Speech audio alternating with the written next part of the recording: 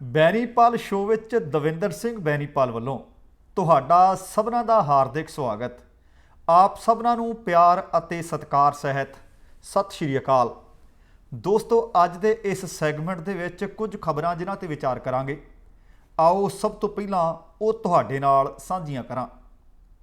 ਸਾਹਿਬ ਸ੍ਰੀ ਗੁਰੂ ਗ੍ਰੰਥ ਸਾਹਿਬ ਜੀ ਦੇ ਪਾਵਨ ਸਰੂਪ ਗੁੰਮ ਹੋਏ। ਪਹਿਲਾਂ 267 ਗਿਣਤੀ ਦੱਸੀ ਗਈ, ਫਿਰ 328 ਗਿਣਤੀ ਦੱਸੀ ਗਈ। ਇਹ ਗਿਣਤੀ ਵੱਧਦੀ ਤੇ ਘਟਦੀ ਰਹੀ। ਉਹਦੇ ਤੋਂ ਬਾਅਦ ਇੱਕ ਜਾਂਚ ਕਮਿਸ਼ਨ ਬਣਿਆ। ਬੀਤੇ ਦਿਨੀ ਰਿਪੋਰਟ ਆਈ ਤੇ 12 ਵਿਅਕਤੀਆਂ ਦੇ ਉੱਤੇ ਕਾਰਵਾਈ ਕਰ ਦਿੱਤੀ ਗਈ।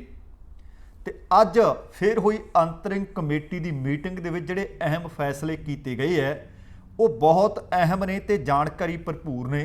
ਤੇ ਨਾਲ ਉਸ ਰਿਪੋਰਟ ਨੂੰ ਜਨਤਕ ਕਰਨ ਦੀ ਜਿਹੜੀ ਮੰਗ ਸੀ ਉਹਦੇ ਬਾਰੇ ਕੀ ਫੈਸਲਾ ਕੀਤਾ ਗਿਆ, ਇਹ ਖਬਰ ਸਾਂਝੀ ਕਰਾਂਗੇ।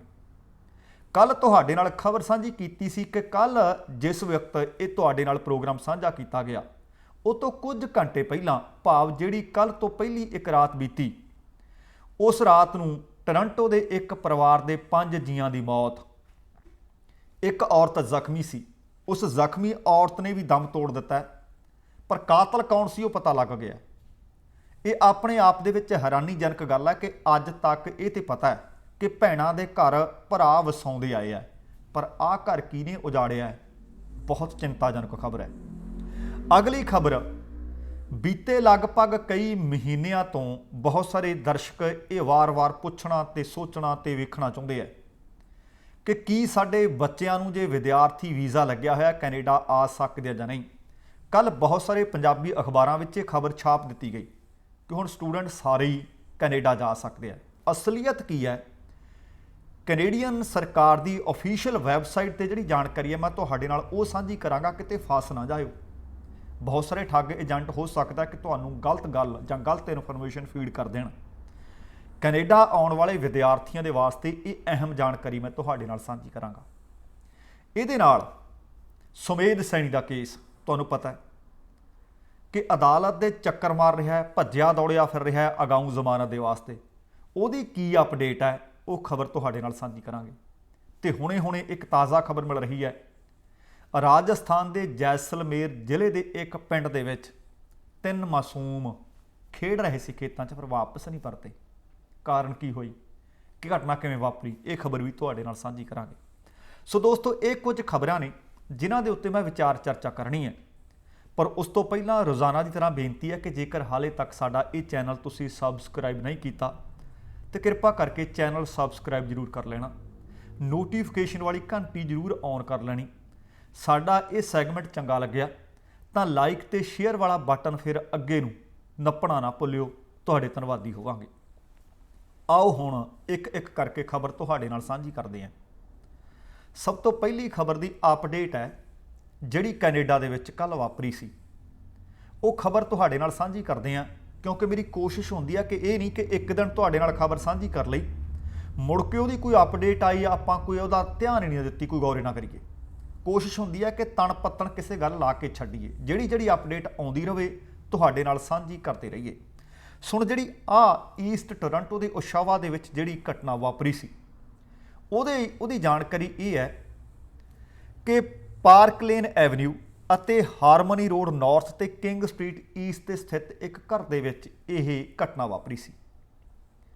ਉਮੀਦ ਕੀਤੀ ਜਾ ਰਹੀ ਸੀ ਕਿ ਸ਼ਾਇਦ ਕੋਈ ਪਰਿਵਾਰ ਦਾ ਹੀ ਮੈਂਬਰ ਹੈ, ਕਿਉਂਕਿ ਪੁਲਿਸ ਨੇ ਸਭ ਤੋਂ ਪਹਿਲਾਂ ਆਖਿਆ ਸੀ ਕਿ ਸਾਨੂੰ ਇਸ ਵਾਰਦਾਤ ਦੇ ਵਿੱਚ ਕਿਸੇ ਹੋਰ ਵਿਅਕਤੀ ਦੀ ਕੋਈ ਹੁਣ ਜ਼ਰੂਰਤ ਨਹੀਂ। ਪਰ ਜਿਹੜੀ ਖਬਰ ਉਹਨਾਂ ਨੇ ਦੱਸੀ ਹੈ, ਉਹਨਾਂ ਨੇ ਪਹਿਲਾਂ ਹੀ ਦੱਸ ਦਿੱਤਾ ਸੀ ਕਿ ਇਹਨਾਂ ਦੇ ਡਰਾਈਵੇ ਦੇ ਵਿੱਚੋਂ ਇੱਕ ਮੈਨੀਟੋਬਾ ਦੀ ਪਲੇਟ ਵਾਲਾ ਪਿਕਅਪ ਟਰੱਕ ਖੜਾ ਹੈ। ਉਹ ਪਿਕਅਪ ਟਰੱਕ ਸੀਜ਼ ਕਰ ਲਿਆ ਗਿਆ। ਆਂਢੀਆਂ ਗੁਆਂਢੀਆਂ ਨੇ ਦੱਸਿਆ ਸੀ ਕਿ ਪਰਿਵਾਰ ਖੁਸ਼ਹਾਲ ਵੀ ਸੀ, ਪਰਿਵਾਰ ਸ਼ਾਂਤ ਵੀ ਸੀ, ਪਰਿਵਾਰ ਸਾਊ ਵੀ ਸੀ। ਆਲੇ ਦੁਆਲੇ ਗਲੀ ਮੁਹੱਲੇ ਕਿਸੇ ਨਾਲ ਰੌਲਾ ਝਗੜਾ ਉਹਨਾਂ ਦਾ ਕੋਈ ਨਹੀਂ ਸੀ। ਹੁਣ ਬੀਤੇ ਕੁਝ ਦਿਨ ਪਹਿਲਾਂ ਉਹਨਾਂ ਨੇ ਇਹ ਵੀ ਦੱਸਿਆ ਸੀ ਕਿ ਬਾਹਰ ਕੋਈ ਪਿਕਨਿਕ ਤੋਂ ਜਾਂ ਕਿਤੇ ਹੋਰ ਛੁੱਟੀਆਂ ਮਨਾ ਕੇ ਇਹ ਪਰਿਵਾਰ ਪਰਤਿਆ ਸੀ। ਪਰ ਘਟਨਾ ਫਿਰ ਕਿਵੇਂ ਵਾਪਰ ਗਈ, ਇਹਦੇ ਬਾਰੇ ਆਂਢ ਗੁਆਂਢ ਹਾਲੇ ਤੱਕ ਵੀ ਸੁਣਨਾ ਹੈ। ਗੁਆਂਢੀਆਂ ਨੇ ਦਰਅਸਲ ਪੁਲਿਸ ਨੂੰ ਲਗਾਤਾਰ ਫੋਨ ਕੀਤੇ ਸੀ ਜਦੋਂ ਉਹਨਾਂ ਨੇ ਗੋਲੀਆਂ ਚੱਲਣ ਦੀਆਂ ਆਵਾਜ਼ਾਂ ਸੁਣੀਆਂ ਸੀ।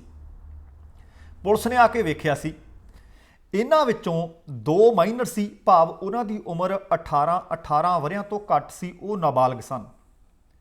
ਮ੍ਰਿਤਕਾਂ ਦੇ ਵਿੱਚ ਇੱਕ ਉਹਨਾਂ ਬੱਚਿਆਂ ਦਾ ਬਾਪ ਇੱਕ ਹਮਲਾਵਰ ਅਤੇ ਹੁਣ 6ਵੀਂ ਮੌਤ ਵੀ ਹੋ ਗਈ ਹੈ। ਉਹ ਉਸ ਔਰਤ ਦੀ ਜਿਹੜੀ 50 ਵਰ੍ਹਿਆਂ ਦੀ ਜ਼ਖਮੀ ਹਾਲਤ ਵਿੱਚ ਹਸਪਤਾਲ ਪਹੁੰਚਾਈ ਗਈ ਸੀ, ਪਰ ਉਸਨੇ ਜ਼ਖਮਾਂ ਦੀ ਤਾਬ ਨਾਲ ਝੱਲਦੇ ਹੋਏ ਦਮ ਤੋੜ ਦਿੱਤਾ। ਪਰ ਜਿਹੜੀਆਂ ਹੁਣ ਤਾਰਾਂ ਜੋੜ ਕੇ ਪੁਲਿਸ ਨੇ ਦੇਖਿਆ ਕਿ ਆਮ ਤੌਰ ਤੇ ਮੈਂ ਪਹਿਲਾਂ ਜ਼ਿਕਰ ਕਰ ਰਿਹਾ ਸੀ ਕਿ ਅੱਜ ਤੱਕ ਇਹ ਗੱਲ ਦੁਨੀਆ ਭਰ ਦੇ ਵਿੱਚ ਜਗਤ ਪ੍ਰਸਿੱਧ ਗੱਲ ਹੈ ਕਿ ਉਹ ਧੀਆਂ, ਉਹ ਭੈਣਾਂ ਸਹੁਰਿਆਂ ਦੇ ਘਰ ਵਸ ਜਾਂਦੀਆਂ ਨੇ ਜਿਨ੍ਹਾਂ ਦਾ ਪੇਕਾ ਪਰਿਵਾਰ ਚੰਗਾ ਹੋਵੇ, ਪਰ ਆਹ ਪਰਿਵਾਰ, ਆਪਣੀ ਭੈਣ ਦਾ ਪਰਿਵਾਰ ਇੱਕ ਵਿਅਕਤੀ ਨੇ ਉਹਨੇ ਉਜਾੜਿਆ, ਜਿਹੜੇ ਆਮ ਤੌਰ ਤੇ ਕਹਿੰਦੇ ਆ ਕਿ ਭੈਣਾਂ ਦੀ ਭਰਾ ਰਾਖੀ ਕਰਦੇ ਆ। ਇਹ ਮ੍ਰਿਤਕ ਔਰਤ, ਉਸ ਦੇ ਬੱਚੇ ਤੇ ਉਹਦੇ ਘਰ ਵਾਲੇ ਦੀ ਜਾਨ ਇਸ ਔਰਤ ਦੇ ਭਰਾ ਨੇ ਲਈ ਹੈ ਅਤੇ ਇਸ ਵਿਅਕਤੀ ਦਾ ਨਾਮ ਮਿਚਲ, 48 ਵਰ੍ਹਿਆਂ ਦਾ ਵਿਨੀਪੈਗ ਦਾ ਰਹਿਣ ਵਾਲਾ ਇਹ ਦੱਸਿਆ ਜਾ ਰਿਹਾ ਹੈ। ਹੁਣ ਇਹ ਵਿਅਕਤੀ, ਪੁਲਿਸ ਨੇ ਦੱਸਿਆ ਕਿ ਉੱਥੇ ਹੀ ਬਾਕੀ ਲਾਸ਼ਾਂ ਦੇ ਕੋਲ ਪਿਆ ਸੀ। ਇਹਨਾਂ ਲੋਕਾਂ ਨੂੰ ਮੌਤ ਦੇ ਘਾਟ ਉਤਾਰਨ ਵਕਤ ਜਿਹੜੇ ਹਥਿਆਰ ਦੀ ਵਰਤੋਂ ਗਈ, ਉਹ ਇੱਕ ਗਨ ਦੱਸੀ ਗਈ ਹੈ, ਉਹ ਵੀ ਪੁਲਿਸ ਨੇ ਬਰਾਮਦ ਕਰ ਲਿਆ। ਪੁਲਿਸ ਨੇ ਉਸ ਦਾ ਪਿਕਅਪ ਟਰੱਕ ਸੀਜ਼ ਕਰ ਲਿਆ ਤੇ ਪੁਲਿਸ ਹੁਣ ਇਹ ਮਿਚਲ ਨਾਮੀ ਵਿਅਕਤੀ, ਜਿਹੜਾ ਵਿਨੀਪੈਗ ਦਾ ਰਹਿਣ ਵਾਲਾ ਦੱਸਿਆ ਜਾ ਰਿਹਾ ਤੇ ਮ੍ਰਿਤਕ ਔਰਤ ਦੇ ਭਰਾ ਵਜੋਂ ਉਸ ਦੀ ਸ਼ਨਾਖਤ ਕਰ ਦਿੱਤੀ ਗਈ ਹੈ ਤੇ ਹੁਣ ਉਹਦੀ ਬੈਕਗਰਾਉਂਡ ਜਾਣਨ ਦੀ ਕੋਸ਼ਿਸ਼ ਕੀਤੀ ਗਈ ਹੈ। ਇਹ ਜਾਣਨ ਦੀ ਕੋਸ਼ਿਸ਼ ਕੀਤੀ ਜਾ ਰਹੀ ਹੈ ਕਿ ਦਰਅਸਲ ਉਸ ਦੀ ਆਪਣੇ ਭੈਣ ਦੇ ਪਰਿਵਾਰ ਨਾਲ ਰੰਜਿਸ਼ ਸੱਚੀ ਮੁੱਚੀ ਸੀ। ਕਾਰਨ ਕੀ ਰਿਹਾ ਕਿ ਉਸਨੇ ਆਪਣੀ ਭੈਣ, ਉਸਦੇ ਬੱਚੇ ਤੇ ਉਸਦੇ ਘਰ ਵਾਲੇ ਦਾ ਕਤਲ ਕਿਉਂ ਕੀਤਾ। ਹੁਣ ਆਉਣ ਵਾਲੇ ਦਿਨਾਂ ਦੇ ਵਿੱਚ ਇਸ ਖਬਰ ਦੇ ਵਿੱਚ ਜਿਹੜੀ ਵੀ ਅਪਡੇਟ ਹੋਈ ਕਿ ਮਿਚਲ ਨੇ ਆਪਣੀ ਭੈਣ ਦਾ ਸਾਰਾ ਪਰਿਵਾਰ ਕਿਉਂ ਖਤਮ ਕਰ ਦਿੱਤਾ, ਜੋ ਵੀ ਹੋਈ ਤੁਹਾਡੇ ਨਾਲ ਸਾਂਝੀ ਕਰਾਂਗੇ। ਅਗਲੀ ਖਬਰ ਜਿਹੜੀ ਮੈਂ ਤੁਹਾਡੇ ਨਾਲ ਸਾਂਝੀ ਕਰਨੀ ਚਾਹੁੰਦਾ ਉਹ ਖਬਰ ਇਹ ਹੈ ਕਿ ਕੱਲ੍ਹ ਦੇ ਬਹੁਤ ਸਾਰੇ ਅਖਬਾਰਾਂ ਦੇ ਵਿੱਚ ਇਹ ਖਬਰ ਲੱਗ ਗਈ ਕਿ ਹੁਣ ਤਾਂ ਜਹਾਜ਼ਾਂ ਦੇ ਜਹਾਜ਼ ਭਰ ਕੇ ਜਾਣ ਲੱਗ ਪਏ ਹੈ। ਅੰਤਰਰਾਸ਼ਟਰੀ ਵਿਦਿਆਰਥੀ ਹੁਣ ਕੈਨੇਡਾ ਜਾ ਸਕਦੇ ਆ। ਇਹ ਮੈਂ ਪਹਿਲਾਂ ਵੀ ਕਈ ਪ੍ਰੋਗਰਾਮਾਂ ਦੇ ਵਿੱਚ ਜ਼ਿਕਰ ਕਰ ਚੁੱਕੇ ਹਾਂ ਕਿ ਜਿਹੜੇ ਵਿਦਿਆਰਥੀਆਂ ਨੂੰ 18 ਮਾਰਚ ਤੋਂ ਪਹਿਲਾਂ ਸਟੱਡੀ ਪਰਮਿਟ ਇਸ਼ੂ ਹੋ ਚੁੱਕੇ ਸਨ, ਉਹ ਆ ਸਕਦੇ ਸੀ, ਪਰ ਉਹਦੇ ਵਿੱਚ ਕੁਝ ਇੱਕ ਸ਼ਰਤਾਂ ਨੇ। ਉਹ ਸਾਰੀਆਂ ਤੁਹਾਨੂੰ ਕੈਨੇਡਾ ਗੌਰਮੈਂਟ ਦੀ ਵੈਬਸਾਈਟ ਤੋਂ, ਅਫੀਸ਼ੀਅਲ ਵੈਬਸਾਈਟ ਤੋਂ ਮਿਲ ਸਕਦੀਆਂ ਨੇ। ਪਰ ਜਦੋਂ ਕੁਝ ਵਿਅਕਤੀਆਂ ਨੇ ਮੈਨੂੰ ਉਹ ਖਬਰ ਵੀ ਭੇਜੀ ਕਿ ਕੀ ਹੁਣ ਅਸੀਂ ਬੱਚਿਆਂ ਨੂੰ ਭੇਜ ਦਈਏ, ਬੱਚਿਆਂ ਨੂੰ ਭੇਜਣ ਦਾ ਜਾਂ ਨਾ ਭੇਜਣ ਦਾ ਭਾਵੇਂ ਫੈਸਲਾ ਆਖਰੀ ਤੁਹਾਡਾ ਆਪਣਾ ਹੈ, ਪਰ ਆਹ ਜਾਣਕਾਰੀ ਤੁਹਾਡੇ ਵਾਸਤੇ ਅਹਿਮ ਹੋ ਸਕਦੀ ਹੈ ਕਿਉਂਕਿ ਜਾਣਕਾਰੀ ਪੁਖਤਾ ਹੈ। ਸੋ ਜੇਕਰ ਤੁਸੀਂ ਕੈਨੇਡਾ ਆਉਣਾ ਚਾਹੁੰਦੇ ਹੋ, ਸਭ ਤੋਂ ਪਹਿਲੀ ਉਹਦੀ ਸ਼ਰਤ ਇਹ ਹੈ ਕਿ ਤੁਹਾਡਾ ਆਉਣਾ ਜ਼ਰੂਰੀ ਹੋਵੇ, ਅਸੈਂਸ਼ੀਅਲ ਹੋਵੇ। ਇਹ ਨਾ ਹੋਵੇ ਕਿ ਗੈਰ ਜ਼ਰੂਰੀ ਯਾਤਰਾ ਦੇ ਵਾਸਤੇ ਤੁਸੀਂ ਲੱਖ ਸਵਾ ਲੱਖ ਰੁਪਏ ਦੀ ਟਿਕਟ ਖਰੀਦੋ, ਕਿਸੇ ਵੀ ਅੰਤਰਰਾਸ਼ਟਰੀ ਹਵਾਈ ਅੱਡੇ ਕੈਨੇਡਾ ਆਵੋ ਤੇ ਉੱਥੇ CBSA ਅਫਸਰ ਦੀ ਤਸੱਲੀ ਤੁਸੀਂ ਕਰਵਾ ਨਾ ਸਕੋ ਤੇ ਉਹ ਤੁਹਾਨੂੰ ਕਵੇ। ਬੀਤੇ ਕਈ ਦਿਨਾਂ ਦੇ ਵਿੱਚ ਬਹੁਤ ਸਾਰੇ ਵਿਦਿਆਰਥੀ ਤੇ ਕੁਝ ਹੋਰ ਲੋਕ ਵਾਪਸ ਅੰਤਰਰਾਸ਼ਟਰੀ ਹਵਾਈ ਅੱਡਿਆਂ ਤੋਂ ਭੇਜੇ ਨੇ ਕਿਉਂਕਿ ਆਖਰੀ ਫੈਸਲਾ ਵੀਜ਼ਾ ਆਫਿਸਰ ਨੇ ਤੁਹਾਨੂੰ ਵੀਜ਼ਾ ਦੇ ਦਿੱਤਾ। CBSA ਆਫਿਸਰ ਨੇ ਕਰਨਾ ਹੁੰਦਾ ਕਿ ਇਸ ਬੰਦੇ ਨੂੰ, ਇਸ ਵਿਅਕਤੀ ਨੂੰ ਕੈਨੇਡਾ ਵਿੱਚ ਐਂਟਰੀ ਦਿੱਤੀ ਜਾਵੇ ਜਾਂ ਨਾ। ਸਭ ਤੋਂ ਪਹਿਲਾਂ ਤਾਂ ਤੁਹਾਡੀ ਯਾਤਰਾ ਜ਼ਰੂਰੀ ਕਿਉਂ ਹੈ, ਇਹ ਤਸੱਲੀ ਤੁਹਾਡੀ CBSA ਅਫਸਰ ਨੂੰ ਕਰਵਾਉਣੀ ਹੋਏਗੀ। ਦੂਸਰੀ, ਜੇਕਰ ਤੁਸੀਂ ਇੰਟਰਨੈਸ਼ਨਲ ਸਟੂਡੈਂਟ ਹੋ, ਤੁਹਾਡਾ ਵੀਜ਼ਾ ਜਾਂ ਸਟੱਡੀ ਪਰਮਿਟ 18 ਮਾਰਚ 2020 ਤੋਂ ਪਹਿਲਾਂ ਦਾ ਹੋਵੇ, ਭਾਵੇਂ 17 ਮਾਰਚ ਨੂੰ ਲੱਗਿਆ ਹੋਇਆ ਹੈ। 18 ਮਾਰਚ ਤੋਂ ਪਹਿਲਾਂ ਦੇ ਜਿਹੜੇ ਸਟੱਡੀ ਪਰਮਿਟ ਨੇ, ਵੀਜ਼ੇ ਲੱਗੇ ਹੋਏ ਨੇ, ਉਹ ਵਿਅਕਤੀ ਆ ਸਕਦੇ ਨੇ। ਪਰ ਇਹ ਵੀ ਜ਼ਰੂਰੀ ਨਹੀਂ ਕਿ 18 ਮਾਰਚ ਤੋਂ ਪਹਿਲਾਂ ਲੱਗ ਗਿਆ ਤਾਂ ਵੀ ਤੁਸੀਂ ਆ ਸਕਦੇ ਹੋ। ਅਗਲੀ ਸ਼ਰਤ ਇਹ ਹੈ ਕਿ ਜਿਹੜੇ ਕਾਲਜ, ਯੂਨੀਵਰਸਿਟੀ, ਸਕੂਲ ਦੇ ਵਿੱਚ ਤੁਹਾਡਾ ਦਾਖਲਾ ਹੋਇਆ, ਉਹ ਆਨਲਾਈਨ ਕਲਾਸਿਸ ਇਸ ਵਕਤ ਦੇ ਨਾ ਰਿਹਾ ਹੋਵੇ, ਭਾਵ ਉਹਨਾਂ ਨੇ ਤੁਹਾਨੂੰ ਕੈਂਪਸ ਦੇ ਵਿੱਚ ਇਨ ਪਰਸਨ ਪੜ੍ਹਾਉਣਾ ਹੋਵੇ। ਅਗਲੀ ਸ਼ਰਤ ਉਹਦੇ ਵਿੱਚ ਇਹ ਹੈ ਕਿ ਤੁਸੀਂ CBSA ਅਫਸਰ ਦੀ ਤਸੱਲੀ ਇਹ ਵੀ ਕਰਵਾਉਣੀ ਹੋਏਗੀ ਕਿ ਜੇਕਰ ਉਹ ਆਨਲਾਈਨ ਪੜ੍ਹਾ ਵੀ ਰਹੇ ਨੇ, ਤੁਹਾਡੇ ਪਿੰਡ, ਤੁਹਾਡੇ ਸ਼ਹਿਰ ਦੇ ਵਿੱਚ ਇੰਟਰਨੈਟ ਦੀ ਵਧੀਆ ਸਹੂਲਤ ਨਹੀਂ, ਬੈਂਡਵਿਡਥ ਚੰਗੇ ਨਹੀਂ, ਤੁਹਾਨੂੰ ਦਿੱਕਤ ਆਉਂਦੀ ਹੈ, ਤੁਹਾਡਾ ਇੰਟਰਨੈਟ ਉੱਥੇ ਵਧੀਆ ਸਹੂਲਤ ਵਾਲਾ ਤੁਹਾਨੂੰ ਮਿਲ ਨਹੀਂ ਸੀ ਰਿਹਾ, ਇੰਨੇ ਨਾਲ ਵੀ ਕੰਮ ਨਹੀਂ ਚੱਲਣਾ। ਅਗਲੀ ਗੱਲ ਇਹ ਹੈ ਕਿ ਤੁਹਾਡਾ ਤੇ ਇਸ ਕਾਲਜ, ਯੂਨੀਵਰਸਿਟੀ ਦਾ ਟਾਈਮ ਜ਼ੋਨ ਦੇ ਵਿੱਚ ਇੰਨਾ ਫਰਕ ਸੀ ਕਿ ਚੰਗਾ ਇੰਟਰਨੈਟ ਨਹੀਂ ਸੀ ਤੇ ਦੂਸਰਾ ਦਿਨ ਰਾਤ ਦਾ ਫਰਕ ਸੀ। ਸਾਨੂੰ ਉੱਥੇ ਕਈ ਦਿੱਕਤਾਂ, ਮੁਸੀਬਤਾਂ ਆ ਰਹੀਆਂ ਸੀ। ਪਰ ਬਹੁਤ ਸਾਰੇ ਸਟੂਡੈਂਟਸ ਨੇ ਇਹ ਗੱਲ ਕਹੀ ਹੈ ਕਿਉਂਕਿ ਪਤਾ ਹੀ ਹੈ ਕਿ ਜੇਕਰ ਕੈਨੇਡਾ 'ਚ ਦਿਨ ਹੈ ਤੇ ਪੰਜਾਬ ਦੇ ਵਿੱਚ ਰਾਤ ਹੈ, ਪਰ ਇਹ ਗੱਲ ਕੋਈ ਬਹੁਤੀ ਮਾਇਨੇ ਰੱਖਦੀ ਨਹੀਂ ਸੀ। ਪਰ ਫਿਰ ਵੀ ਇਹ ਅਫੀਸ਼ੀਅਲ ਵੈਬਸਾਈਟ ਕੈਨੇਡਾ ਦੀ ਦੇ ਉੱਤੇ ਅੰਕਿਤ ਤੇ ਦਰਜ ਗੱਲਾਂ ਨੇ ਜਿਹੜੀਆਂ ਮੈਂ ਤੁਹਾਨੂੰ ਦੱਸ ਰਿਹਾ।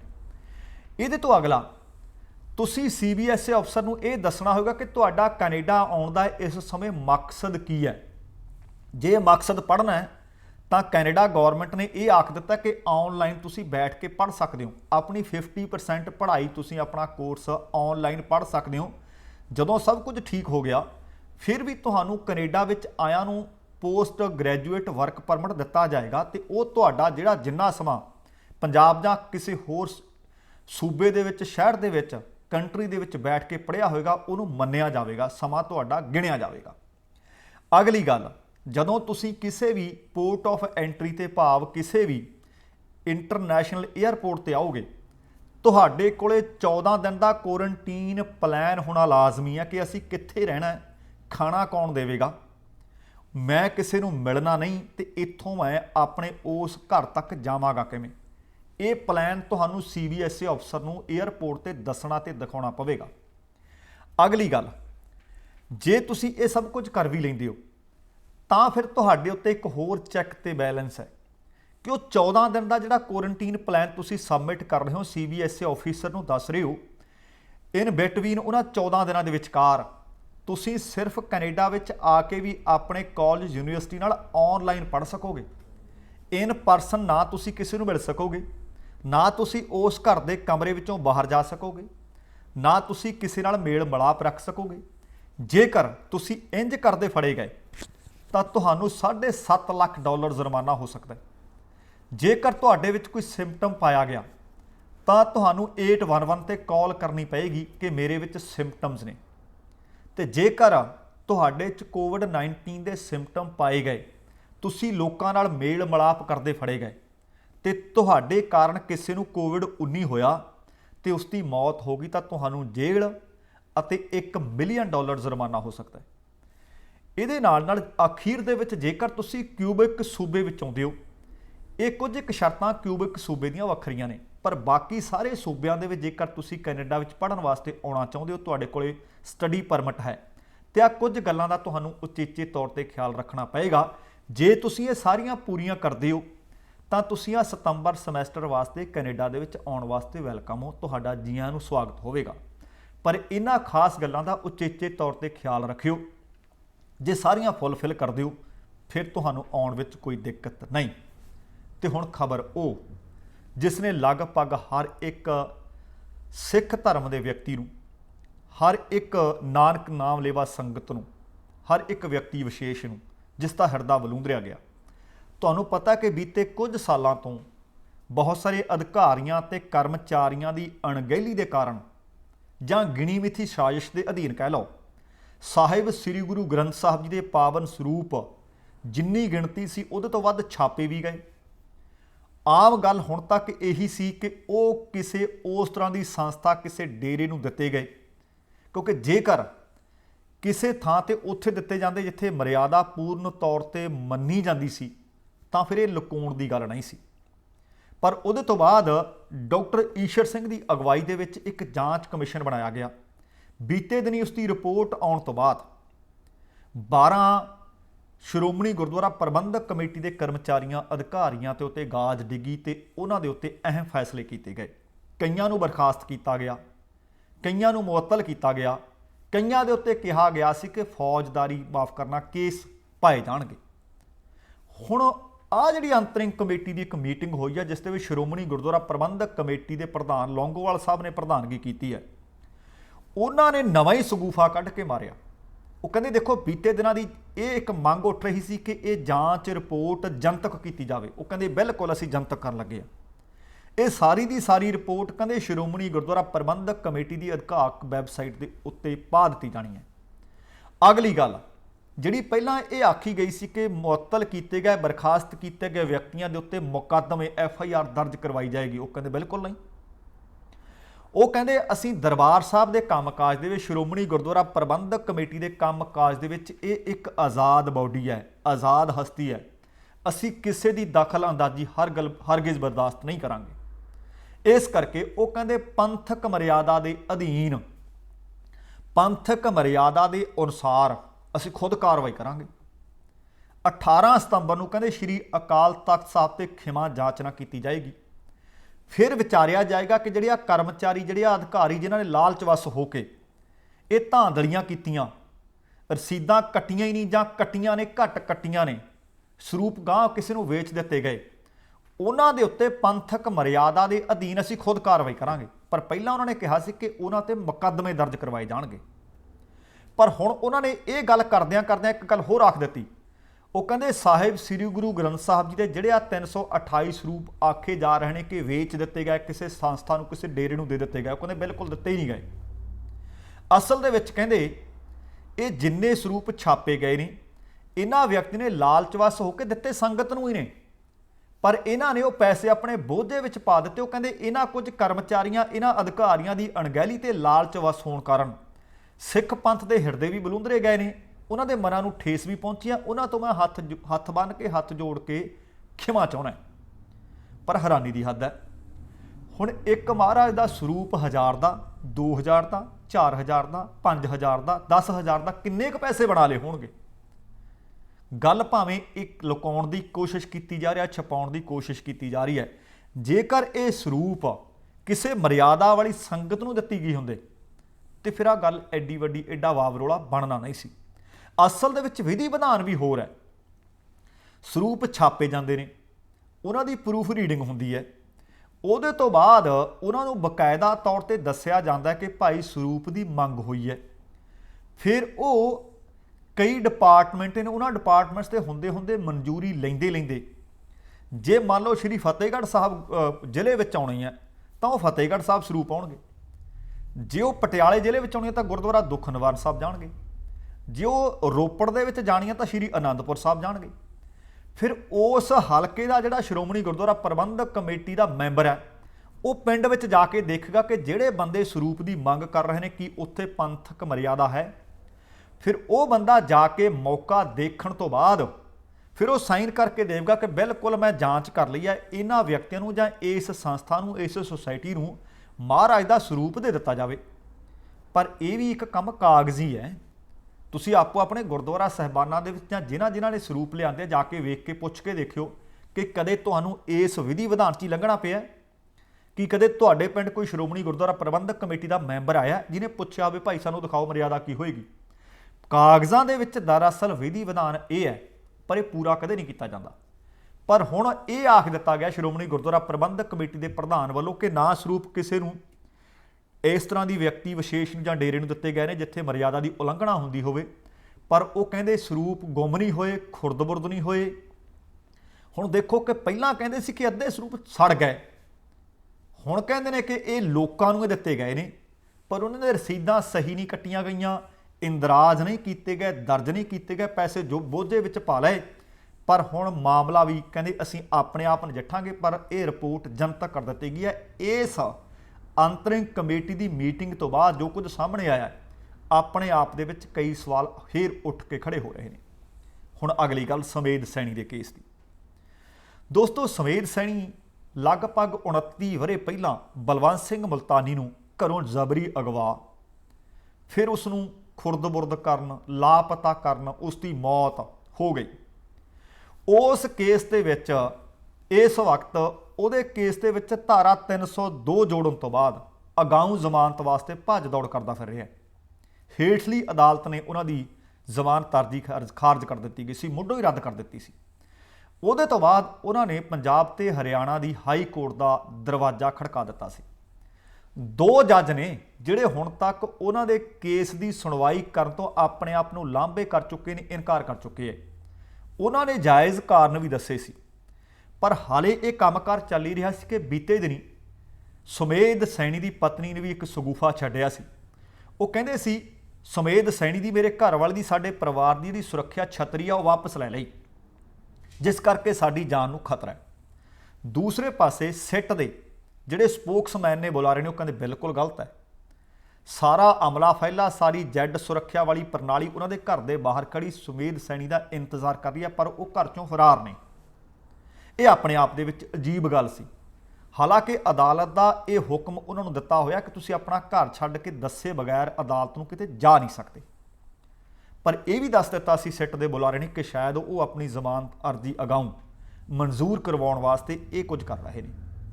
ਪਰ ਸਭ ਤੋਂ ਪਹਿਲਾਂ ਪੰਜਾਬ ਤੇ ਹਰਿਆਣਾ ਹਾਈ ਕੋਰਟ ਦੇ ਮੁੱਖ ਜੱਜ ਸਾਹਿਬ ਨੇ ਕੇਸ ਦਿੱਤਾ ਸੀ ਜਸਟਿਸ ਅਮੋਲ ਰਤਨ ਸਿੰਘ ਨੂੰ। ਉਹਨਾਂ ਨੇ ਦੱਸਿਆ ਸੀ ਕਿ ਮੈਂ ਪੰਜਾਬ ਸਰਕਾਰ ਦੇ ਬੀਤੇ ਦਿਨਾਂ ਵਿੱਚ ਕੇਸ ਵੀ ਲੜਦਾ ਰਿਹਾ, ਇਸ ਕਰਕੇ ਮੈਂ ਇਹਨਾਂ ਦਾ ਇਹ ਕੇਸ ਲੈਣਾ ਨਹੀਂ ਚਾਹੁੰਦਾ, ਇਹ ਕੇਸ ਕਿਸੇ ਹੋਰ ਜੱਜ ਜਾਂ ਕਿਸੇ ਹੋਰ ਬੈਂਚ ਨੂੰ ਰੈਫਰ ਕਰ ਦਿੱਤਾ ਜਾਵੇ। ਉਹਦੇ ਤੋਂ ਬਾਅਦ ਇਹ ਕੇਸ ਜਸਟਿਸ ਸੁਵੀਰ ਸਹਿਗਲ ਨੂੰ ਭੇਜ ਦਿੱਤਾ ਗਿਆ। ਹੁਣ ਉਹਨਾਂ ਨੇ ਵੀ ਇਸੇ ਤਰ੍ਹਾਂ ਦਾ ਇੱਕ ਬਹਾਨਾ ਲਾ ਕੇ ਕਹਿ ਲਓ ਜਾਂ ਅਸਲੀਅਤ ਕਹਿ ਲਓ, ਉਹਨਾਂ ਨੇ ਵੀ ਸਮੇਧ ਸੈਣੀ ਦਾ ਇਹ ਕੇਸ ਲੈਣ ਤੋਂ, ਸੁਣਵਾਈ ਕਰਨ ਤੋਂ ਇਨਕਾਰ ਕਰ ਦਿੱਤਾ। ਹੁਣ ਮੁੱਖ ਜੱਜ ਪੰਜਾਬ ਤੇ ਹਰਿਆਣਾ ਹਾਈ ਕੋਰਟ ਦੇ ਨੇ ਅਗਲਾ ਜਿਹੜਾ ਬੈਂਚ ਨਿਯੁਕਤ ਕੀਤਾ ਉਹ ਫਤਿਹਦੀਪ ਸਿੰਘ ਦੇ ਸਿੰਗਲ ਬੈਂਚ ਦੇ ਕੋਲ ਇਹ ਕੇਸ ਤੀਜੇ ਜੱਜ ਕੋਲ ਭੇਜਿਆ ਜਾ ਰਿਹਾ ਹੈ। ਹੁਣ ਆਉਣ ਵਾਲੇ ਸੋਮਵਾਰ ਨੂੰ ਫਤਿਹਦੀਪ ਸਿੰਘ ਦੇ ਸਿੰਗਲ ਬੈਂਚ ਨੇ ਸੁਮੇਧ ਸੈਣੀ ਦੇ ਕੇਸ ਦੀ ਸੁਣਵਾਈ ਕਰਨੀ ਹੈ। ਵੇਖਦੇ ਹਾਂ ਕਿ ਉਹ ਸੁਣਵਾਈ ਕਰਦੇ ਆ ਜਾਂ ਉਹ ਵੀ ਕੋਈ ਬਹਾਨਾ ਲਾ ਕੇ ਆਪਣੇ ਆਪ ਨੂੰ ਇਸ ਕੇਸ ਤੋਂ ਵੱਖਰਾ ਕਰਦੇ ਆ। ਪਰ ਜੇ ਸੁਣਵਾਈ ਕਰਦੇ ਆ ਤਾਂ ਸੋਮਵਾਰ ਦੀ ਸਾਨੂੰ ਉਡੀਕ ਕਰਨੀ ਪਏਗੀ ਕਿ ਕੀ ਪੰਜਾਬ ਪੁਲਿਸ ਦੇ ਸਾਬਕਾ ਮੁਖੀ ਸੁਮੇਧ ਸੈਣੀ ਨੂੰ ਇਸ ਕੇਸ ਦੇ ਵਿੱਚੋਂ ਅਗਾਊਂ ਜ਼ਮਾਨਤ ਮਿਲਦੀ ਹੈ। ਜੇ ਜ਼ਮਾਨਤ ਨਹੀਂ ਮਿਲਦੀ ਤਾਂ ਫਿਰ ਸੁਮੇਧ ਸੈਣੀ ਦੀ ਗ੍ਰਿਫਤਾਰੀ ਲਗਭਗ ਤੈਅ ਹੈ, ਕਿਉਂਕਿ ਹਾਲੇ FIR ਹੋਈ ਹੈ। ਉਹਦੇ ਤੋਂ ਬਾਅਦ ਜੇਕਰ ਸੁਮੇਧ ਸੈਣੀ ਦੀ ਗ੍ਰਿਫਤਾਰੀ ਹੁੰਦੀ ਹੈ ਫਿਰ ਜਾਂਚ ਕੀਤੀ ਜਾਏਗੀ, ਪੜਤਾਲ ਕੀਤੀ ਜਾਏਗੀ, ਫਿਰ ਪਤਾ ਲੱਗੇਗਾ ਕਿ ਜਿਹੜੇ ਵਾਅਦਾ ਮਾਫ ਗੁਮਾਹ ਬਣੇ ਨੇ ਜਗੀਰ ਸਿੰਘ ਤੇ ਕੁਲਦੀਪ ਸਿੰਘ ਸੰਧੂ ਤੇ ਇੱਕ ਹੋਰ ਹਵਾਲਾਤੀ, ਕਿ ਸੱਚਮੁੱਚ ਜਿਹੜਾ ਅਣਮਨੁੱਖੀ ਤਸ਼ੱਦਦ ਢਾਇਆ ਗਿਆ, ਜਿਹੜੇ ਤਰੀਕੇ ਨਾਲ ਬਲਵੰਤ ਸਿੰਘ ਮੁਲਤਾਨੀ ਦੀ ਪੁਲਿਸ ਹਿਰਾਸਤ ਦੇ ਵਿੱਚ ਮੌਤ ਹੋਈ, ਕਿਸ ਤਰੀਕੇ ਬਲਵੰਤ ਸਿੰਘ ਮੁਲਤਾਨੀ ਦੀ ਲਾਸ਼ ਖੁਰਦ-ਬੁਰਦ ਕੀਤੀ ਗਈ, ਫਿਰ ਕਿਸ ਤਰੀਕੇ ਕਾਦੀਆਂ ਦੇ ਥਾਣੇ ਦੇ ਵਿੱਚ ਇੱਕ ਹੋਰ FIR ਦਰਜ ਕੀਤੀ ਗਈ ਤੇ ਬਲਵੰਤ ਸਿੰਘ ਮੁਲਤਾਨੀ ਨੂੰ ਭਗੌੜਾ ਕਰਾਰ ਦੇ ਦਿੱਤਾ ਗਿਆ। ਇਹ ਸਾਰੀ ਜਾਂਚ ਪੜਤਾਲ ਫਿਰ ਹੀ ਮੁਕੰਮਲ ਹੋਏਗੀ ਜੇਕਰ ਸੁਮੇਧ ਸੈਣੀ ਸਾਬਕਾ ਪੁਲਿਸ ਮੁਖੀ ਪੰਜਾਬ ਦੀ ਗ੍ਰਿਫਤਾਰੀ ਹੁੰਦੀ ਹੈ। ਪਰ ਇਹ ਸੋਮਵਾਰ ਤੋਂ ਬਾਅਦ ਪਤਾ ਲੱਗਦਾ ਹੈ ਕਿ ਕੀ ਉਹਨਾਂ ਨੂੰ ਜ਼ਮਾਨਤ ਮਿਲਦੀ ਹੈ ਜਾਂ ਫਿਰ ਨਹੀਂ। ਅਗਲੀ ਖਬਰ, ਤਾਜ਼ਾ ਖਬਰ ਇਹ ਮਿਲ ਰਹੀ ਹੈ ਕਿ ਰਾਜਸਥਾਨ ਦੇ ਜੈਸਲਮੇਰ ਜ਼ਿਲ੍ਹੇ ਦੇ ਇੱਕ ਪਿੰਡ ਦੇ ਵਿੱਚ ਇੱਕ ਬੱਚਾ ਸੀ 7 ਵਰ੍ਹਿਆਂ ਦਾ, ਦੋ ਸਿਰਫ 6 ਵਰ੍ਹਿਆਂ ਦੇ ਆਪਣੇ ਖੇਤਾਂ ਦੇ ਵਿੱਚ ਖੇਡ ਰਹੇ ਸੀ। ਖੇਤਾਂ ਦੇ ਵਿੱਚ ਖੇਡਦੇ ਅਚਨਚੇਤ ਇੱਕ ਡੂੰਘੇ ਟੋਏ ਵਿੱਚ ਜਾ ਡਿੱਗੇ ਤੇ ਪਿਛਲੇ ਦਿਨਾਂ ਦੇ ਵਿੱਚ ਮੀਂਹ ਪਏ ਨੇ। ਖੇਤਾਂ ਦੇ ਵਿੱਚ ਪਾਣੀ ਖੜਾ ਸੀ, ਪਾਣੀ ਦੇ ਵਿੱਚ ਡੁੱਬਣ ਕਾਰਨ ਤਿੰਨਾਂ ਦੀ ਮੌਤ ਹੋ ਗਈ ਹੈ। ਸੋ ਨੇੜੇ ਕੋਈ ਨਹੀਂ ਸੀ। ਕਈ ਘੰਟਿਆਂ ਤੋਂ ਬਾਅਦ ਪਤਾ ਲੱਗਿਆ ਜਦੋਂ ਬੱਚੇ ਖੇਡਣ ਵਾਲੇ ਘਰ ਵਾਪਸ ਨਾ ਪਰਤੇ। ਸੋ ਇਹ ਇੱਕ ਬੜਾ ਦੁਖਦਾਇਕ ਭਾਣਾ ਵਾਪਰਿਆ, ਪਰਿਵਾਰਾਂ ਦੇ ਨਾਲ ਡੂੰਘੀ ਹਮਦਰਦੀ ਦਾ ਇਜ਼ਹਾਰ ਹੈ। ਸੋ ਦੋਸਤੋ, ਇਹ ਸਨ ਅੱਜ ਦੀਆਂ ਕੁਝ ਕੁ ਖਬਰਾਂ। ਜੇਕਰ ਤੁਹਾਨੂੰ ਚੰਗੀਆਂ ਲੱਗੀਆਂ, ਜੇਕਰ ਤੁਹਾਡੇ ਬੱਚੇ ਨੂੰ ਸਟੂਡੈਂਟ ਵੀਜ਼ਾ ਲੱਗਿਆ ਤਾਂ ਹੋਰਨਾਂ ਤੱਕ ਇਹ ਪੁੱਜਦੀ ਖਬਰ ਜ਼ਰੂਰ ਕਰ ਦਿਓ ਤਾਂ ਕਿ ਕਿਸੇ ਹੋਰ ਵਿਅਕਤੀ ਦਾ ਵੀ ਫਾਇਦਾ ਹੋ ਸਕੇ। ਸੋ ਜਾਣ ਤੋਂ ਪਹਿਲਾਂ ਇੱਕ ਵਾਰੀ ਇਹ ਜ਼ਰੂਰ ਕਹਾਂਗਾ ਕਿ ਚੈਨਲ ਜੇਕਰ ਹਾਲੇ ਤੱਕ ਸਬਸਕ੍ਰਾਈਬ ਨਹੀਂ ਕੀਤਾ, ਕਿਰਪਾ ਕਰਕੇ ਜ਼ਰੂਰ ਕਰ ਲਿਓ। ਵੀਡੀਓ ਸ਼ੇਅਰ ਤੇ ਲਾਈਕ ਕਰਨ ਦੀ ਜ਼ਰੂਰ ਕੋਸ਼ਿਸ਼ ਕਰਿਓ। ਤੇ ਹੁਣ ਦਵਿੰਦਰ ਸਿੰਘ ਬੈਨੀਪਾਲ ਨੂੰ ਆਗਿਆ ਦਿਓ। ਜਾਣ ਤੋਂ ਪਹਿਲਾਂ ਕਹਾਂਗਾ, ਜ਼ਿੰਦਗੀ ਜਿੰਦਾਦਿਲੀ ਦਾ ਨਾਮ ਹੈ। ਸਤਿ ਸ਼੍ਰੀ ਅਕਾਲ, ਤੇਰਾ ਭਰਾ।